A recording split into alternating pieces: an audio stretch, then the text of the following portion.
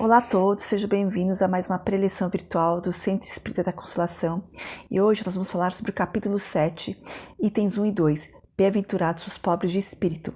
O que se deve entender por pobres de espírito? E vamos inicialmente fazer uma prece, agradecendo ao nosso Pai Maior, ao Mestre Jesus, a todos os espíritos de luz que aqui se encontram conosco, aos nossos mentores espirituais, que nos permitem ter essa oportunidade de conhecimento, de aprendizado, de reflexão, de transformação interior, para que possamos estar no caminho do bem e da caridade. Que assim seja, graças a Deus. E o capítulo 7 começa com o item 1 dizendo, em Mateus capítulo 5, versículo 3, Bem-aventurados os pobres de espírito, porque deles é o reino dos céus.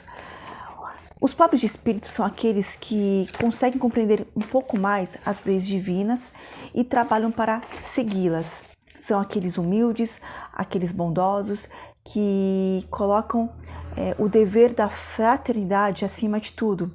Também são aqueles que reconhecem o quanto são carentes de progresso espiritual. E o que se deve entender por reino dos céus? O reino dos céus é um estado de felicidade plena, de paz, de alegria espiritual, e não é necessariamente um lugar físico, mas um estado de espírito.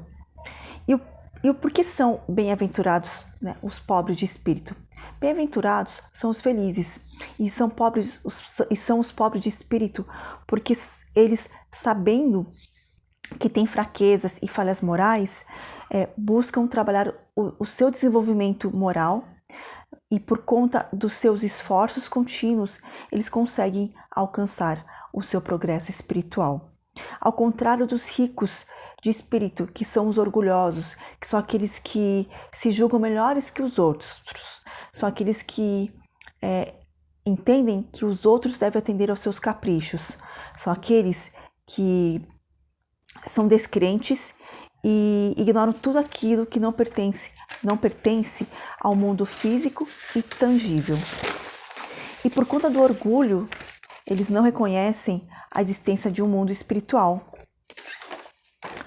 que poderá abrir os seus olhos e a reconhecer os erros que cometem com os outros nessa vida. Esses homens que são vaidosos e orgulhosos de sua inteligência não conseguem se levar a Deus, porque em função do autoconceito que fazem de si mesmos, consideram as coisas divinas indignas de lhes merecer atenção. Por isso eles são desdém a tudo que não pertence ao mundo material e que seja tangível para eles.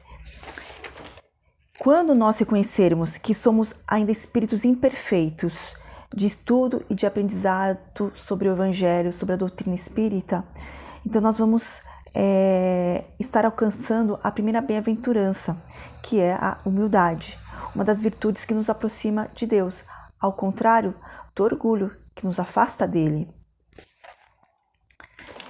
E tudo aquilo que está acima do entendimento de nós, né, orgulhosos, aquilo que nós não compreendemos é o que nos torna ainda imperfeito espiritualmente, porque nos afastamos do nosso Pai Maior, porque não reconhecemos ainda que temos muito a trabalhar dentro de nós, a trabalhar a nossa reforma íntima, para que possamos então buscar o nosso aperfeiçoamento moral, o nosso crescimento e a nossa maturidade espiritual, como ser humano e também como espírito.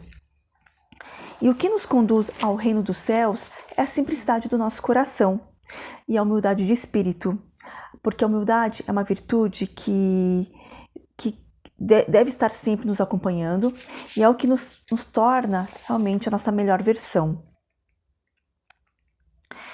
Então vamos concluir este estudo lembrando que mais vale para a nossa felicidade futura que sejamos pobres em espírito, no sentido mundano, mas rico em qualidades morais.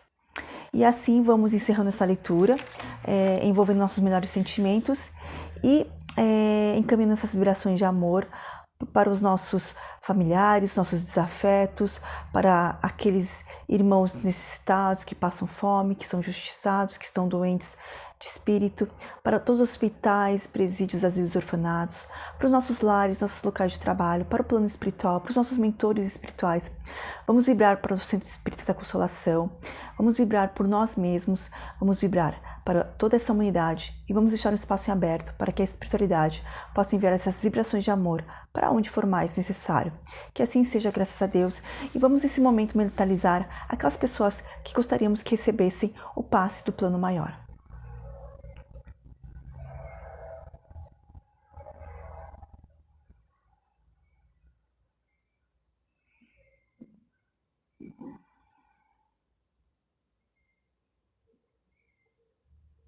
E agora vamos nos tornar receptivos para recebermos o passe do plano maior.